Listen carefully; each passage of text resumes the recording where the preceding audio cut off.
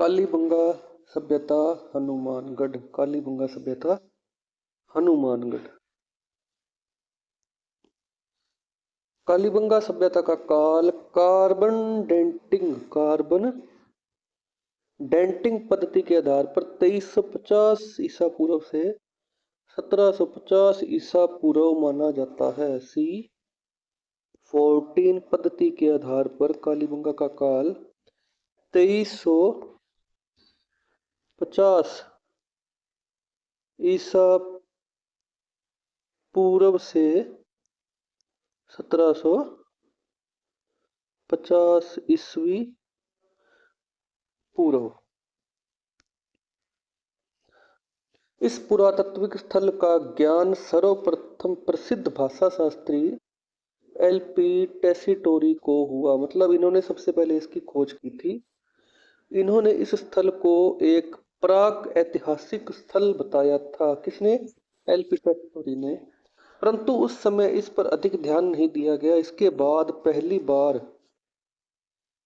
बार सन 1952 में माध्यमिक शिक्षा बोर्ड कक्षा 12 के अनुसार 1951 में, अपने को क्या याद रखना है भाई, 1952, ठीक है।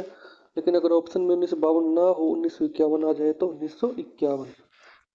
श्री अमलानंद घोष ने इसे सिंधु घाटी सभ्यता के स्थल के रूप में पहचाना। फिर यहाँ का उत्खनन कार्य बीबी लाल एवं बीके थापर द्वारा 1961 से 1969 तक किया गया। यह स्थल प्राचीन सरस्वती वर्तमान घग्गर नदी के बाएं तट, मतलब ये घग्गर नदी है ना, तो अपने ये आगे नॉर्थ साउथ ईस्ट और वेस्ट।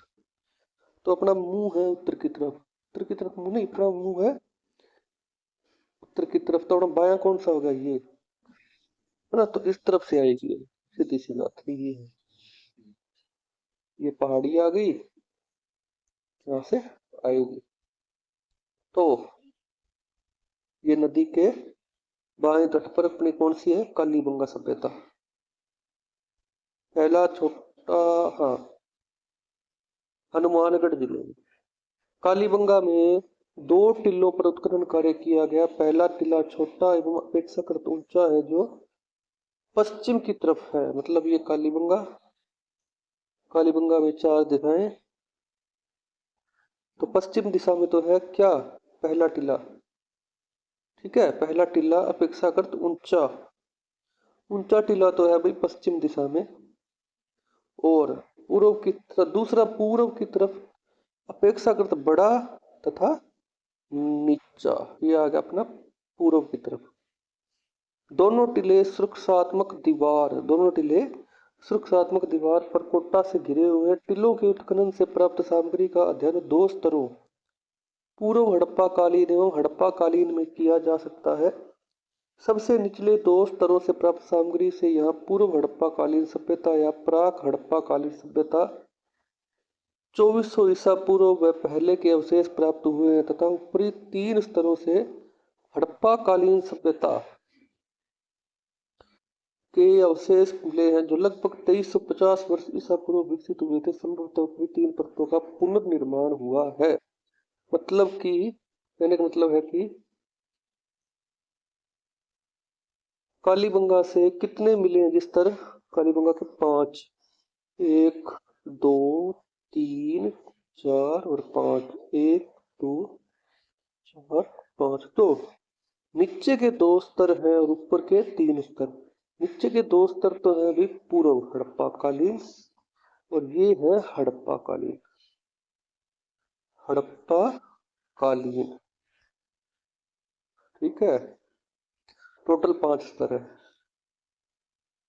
छोटे टिले के निचले स्तरों से प्राक हड़प्पा कालीन सभ्यता के अवशेष मिले हैं। अतः कालीबंगा के उत्खनन से यह ज्ञात होता है कि यहाँ हड़प्पा सभ्यता से पहले भी एक प्राचीन सभ्यता के लोग निवास करते थे।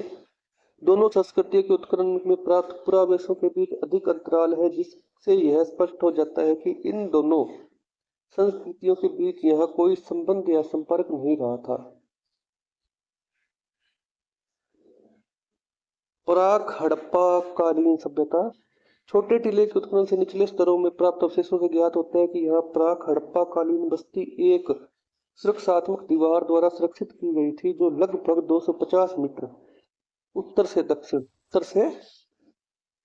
दक्षिण लंबी एवं 180 मीटर चौड़ी, कि उत्तर से दक्षिण 180 मीटर चौड़ी, उत्तर से दक्षिण 180 मीटर चौड़ी,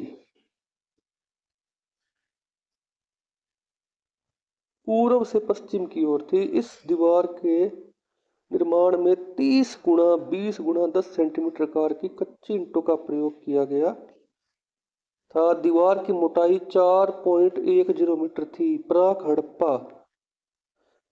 हड़प्पा कालीन बस्ती के भवनों का निर्माण 30 गुणा 15 गुणा 7.5 सेंटीमीटर की भी आकार की कच्ची ईंटों से हुआ था। प्राक हड़प्पा कालीन बस्ती के भवनों का निर्माण 30 गुणा 15 गुणा 7.5 सेंटीमीटर आकार की कच्ची ईंटों से हुआ था, जबकि हड़प्पा आदि स्थानों पर भवन पक्की ईंटों के बने थे। स्नानागार एवं कुओं के निर्माण में पक्की ईंटें प्रयुक्त की जाती थी। यहाँ उत्खनन में प्रकोष्ठे से बाहर एक दोहरे जुते हुए खेत, या उत्खनन में प्रकोष्ठे से बाहर एक दोहरे जुते हुए मतलब खेत को 2 बार जोता गया था, वो भी समानांतर, के अवशेष प्राप्त हुए, जो विश्व में जुते हुए खेत के प्राचीनतम प्रमाण है। खेत की जुताई आडी तिरछी ग्रिड पैटर्न में की गई है। जुताई पूर्व से पश्चिम की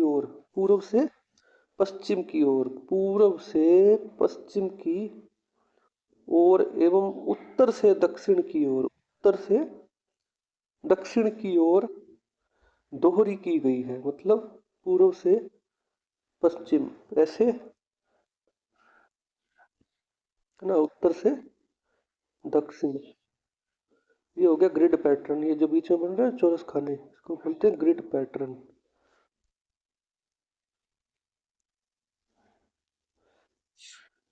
हाँ, तो जुताई पूर्व से पश्चिम की ओर उत्तर से दक्षिण की ओर दोहरी की गई है, जो एक दूसरे को समकोण पर काटती है।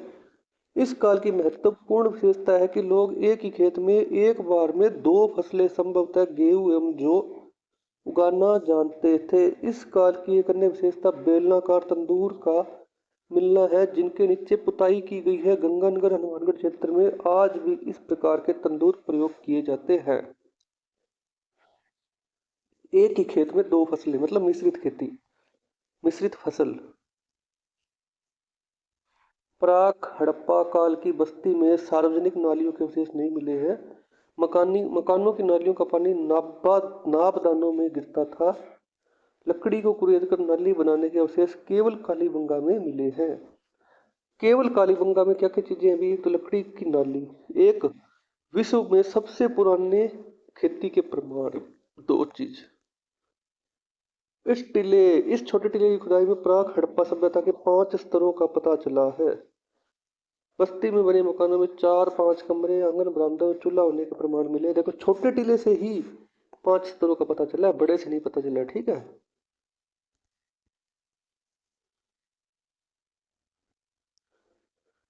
छोटे टीले के उत्खनन में लाल या गुलाबी रंग के चाक निर्मित प्रतिभांड साधारण तस्त्रियां छोटे टीले के उत्खनन में लाल या गुलाबी रंग के चाक निर्मित प्रतिभांड साधारण तस्त्रियां, टोंटीदार संकड़े मुंह के गड़े, छोटे बड़े आकार के मटके की मिट्टी से निर्मित त्रिभुजाकार केक, घिया पत्थर, तांबे तथा तांबड़े पत्थर से बने मनके, शंख एवं तांबे की चूड़ियां, की मिट्टी की खिलौना गाड़ी, पहिए, बैल की खंडित मूर्ति, कड़े, हड्डियों से बनी सलाइयां, पत्थर के सिलबट्टे, मिट्टी की गेंद, तांबे का परसू, कुल्हाड़ी आदि मिले हैं।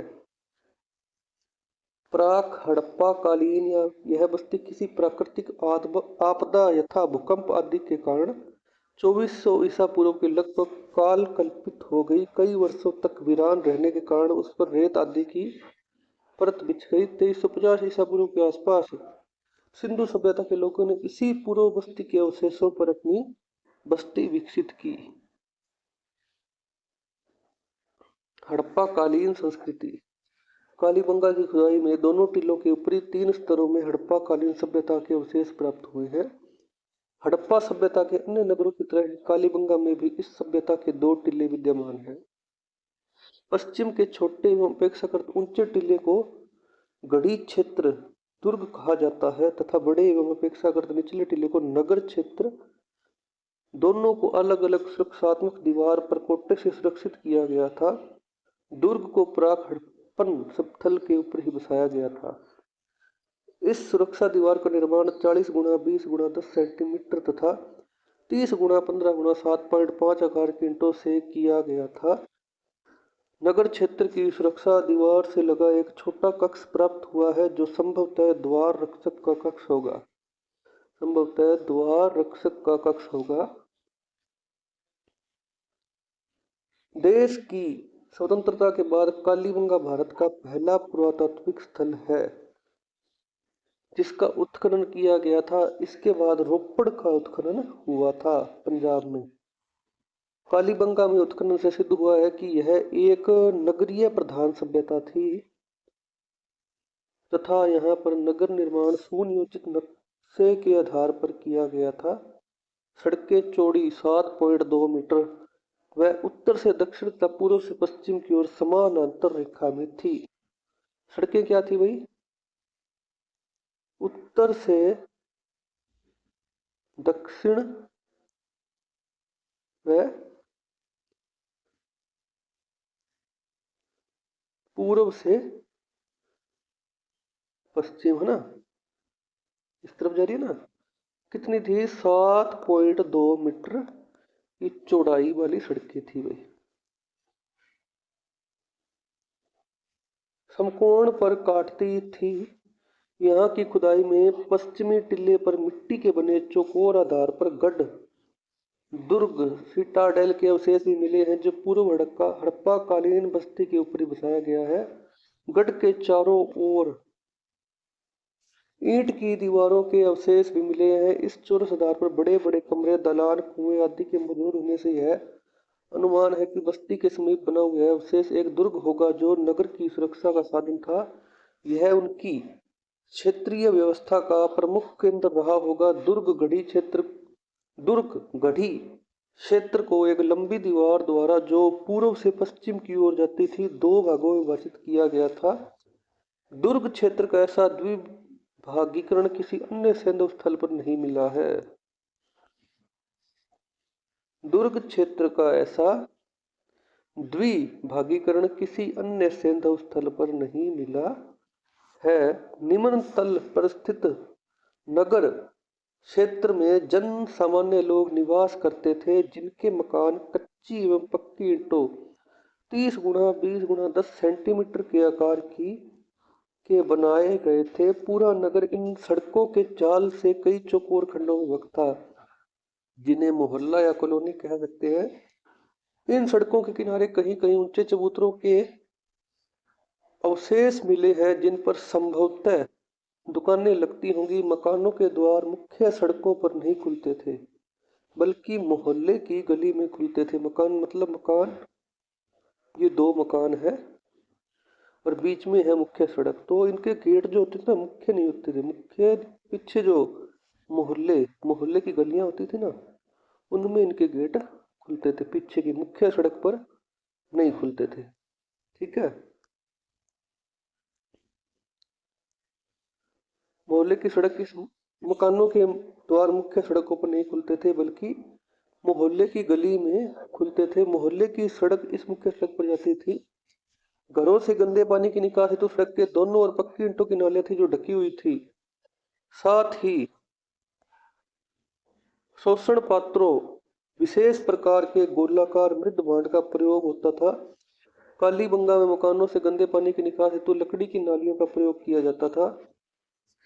यहाँ प्राप्त अवशेषों में तांबे व मिट्टी के सादा रंगीन मृद भांड, चपटे फल वाले चित्रित शस्त्र, तांबे के हथियार, तोलने के पत्थर के बने बाट तथा खड़िया मिट्टी से बनी मुद्राएं आदि प्राप्त हुए हैं। कालीबंगा के उत्खनन से प्राप्त मिट्टी के बर्तन भूरे व काले रंग के थे, जिन पर गोल अर्धचंद्राकार एवं तिर्यक रेखाएं काले व सफेद रंग में बनी हुई थी। मिट्टी के भांडों पर मोहरे अंकित मोहरों पर मिट्टी के भांडों व मोहरों पर अंकित लिपि सिंधु लिपि के तुल्य है, जिसे पढ़ा नहीं जा सका है।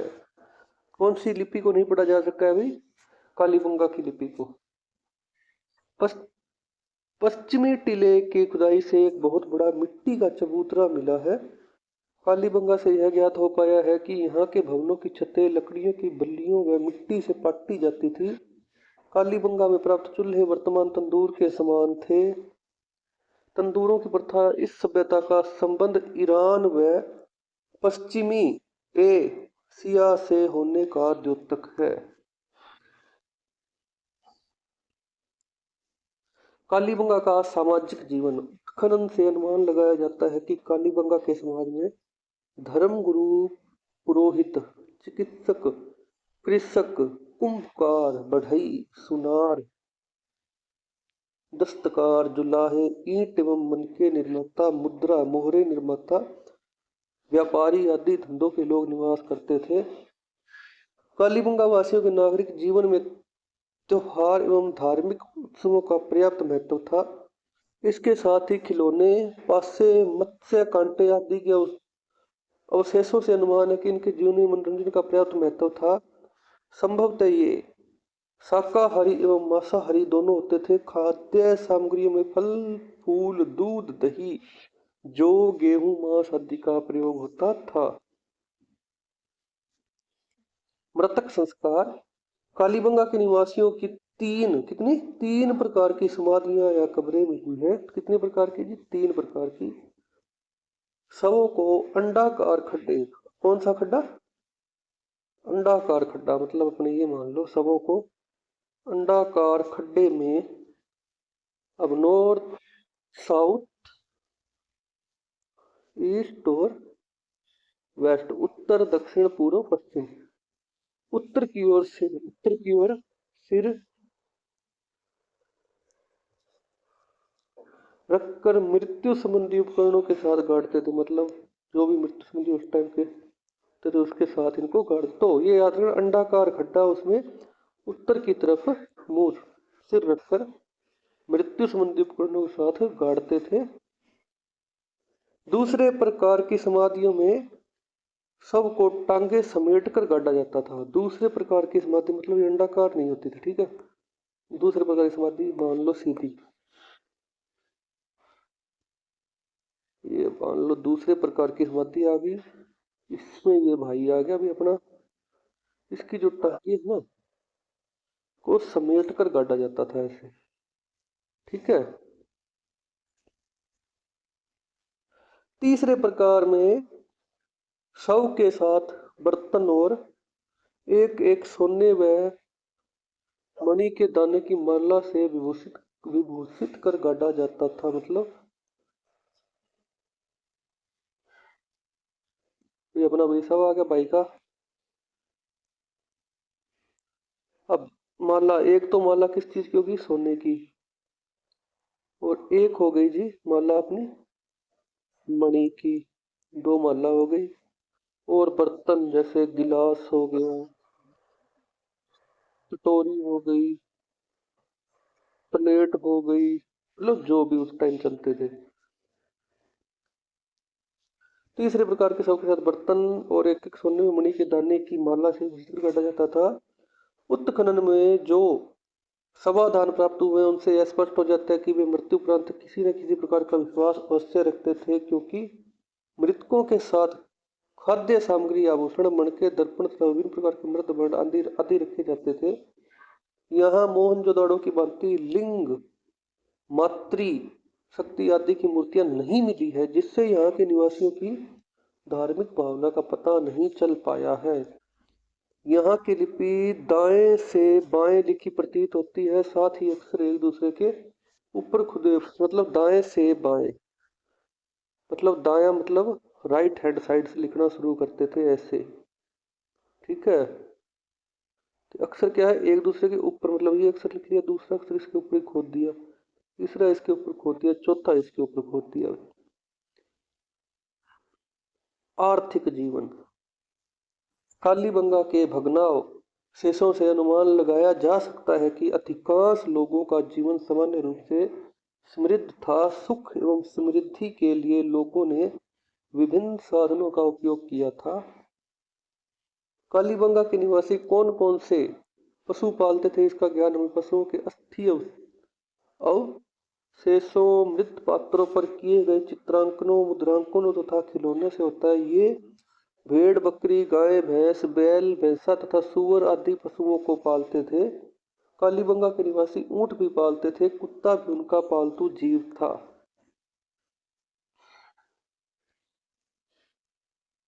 सरस्वती। दृश्यवती नदियों द्वारा लाई जाने वाली मिट्टी कृषि जन उत्पादों के लिए बहुत उपजाऊ थी। इससे वे जौ और गेहूं की खेती करते थे।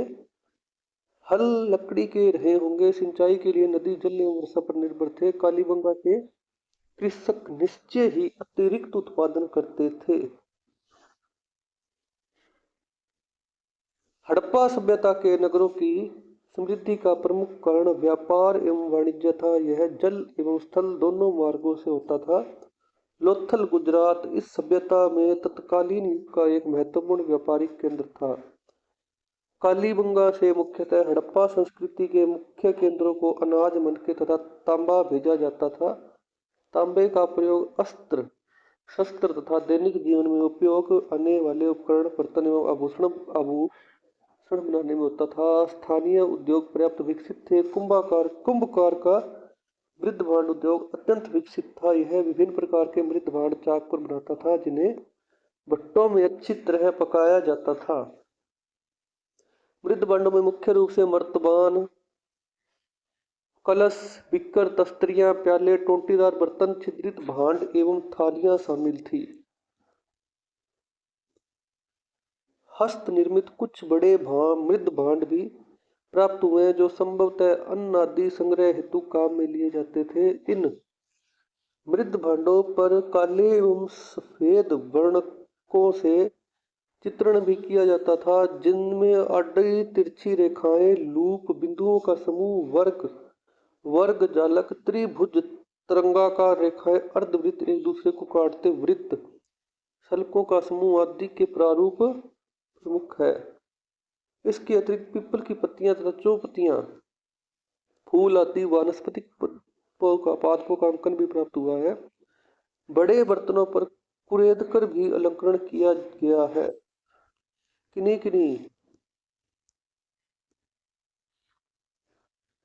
किन्हीं मृद पात्रों पर ठप्पे भी लगाए हुए मिले हैं और किसी पर तत्कालीन लिपि में लिखे लेख भी प्राप्त हुए हैं। उत्खनन में विभिन्न प्रकार की मुद्राएं, मोहर, मूर्तियां, चूड़ियां, मनके, औजार आदि से ज्ञात होता है कि हड़प्पा सभ्यता कालीन कालीबंगा समाज में शिल्प कला का उचित स्थान रहा है।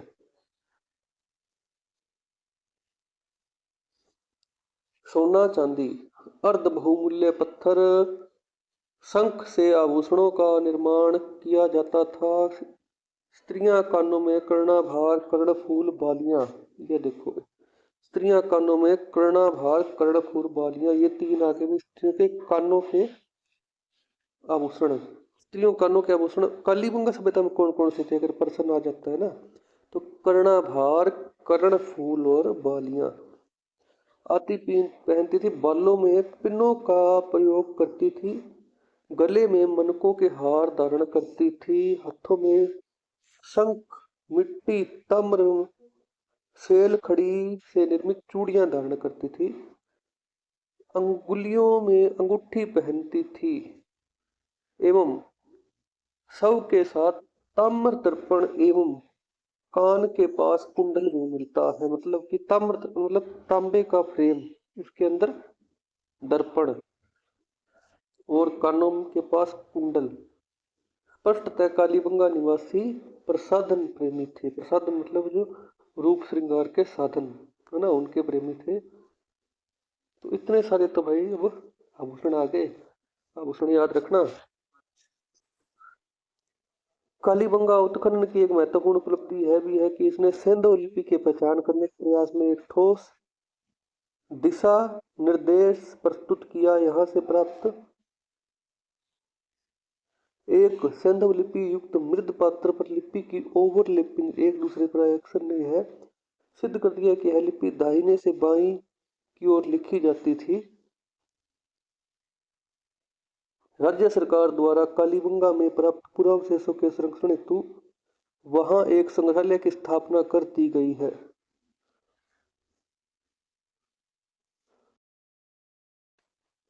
राज्य सरकार द्वारा 1983 में कालीबंगा में प्राप्त अवशेषों के संरक्षण हेतु यहाँ संग्रहालय की स्थापना की गई। पाकिस्तान में कोट दिजी स्थान पर प्राप्त पुरावशेष अवशेष कालीबंगा के अवशेषों के साथ मिलते हैं। कोट दिजी सिंधु सरस्वती सभ्यता का विनाश संभवतः भूकंप या भूगर्भीय व जलवायु के परिवर्तन के कारण इस नगरीय सभ्यता केंद्र का नाश हो गया। जो समुद्री हवाएं पहले और नमी युक्त बहती थी, वे हवाएं कच्छ के रण से गुजर कर सूखी चलने लगी। संभवतः इसलिए यह क्षेत्र धीरे धीरे रेत का समुद्र बन गया। इस क्षेत्र में बहने वाली सरस्वती नदी जो वर्ण का वर्ण दो वर्णन में प्राणों मिलता है, वह धीरे धीरे रेत के समुद्र में लुप्त हो गई। भूकंप के प्राचीनतम साक्ष्य यही मिलते हैं। कहाँ? कालीबंगा में भूकंप के प्राचीनतम साक्ष्य मिलते हैं।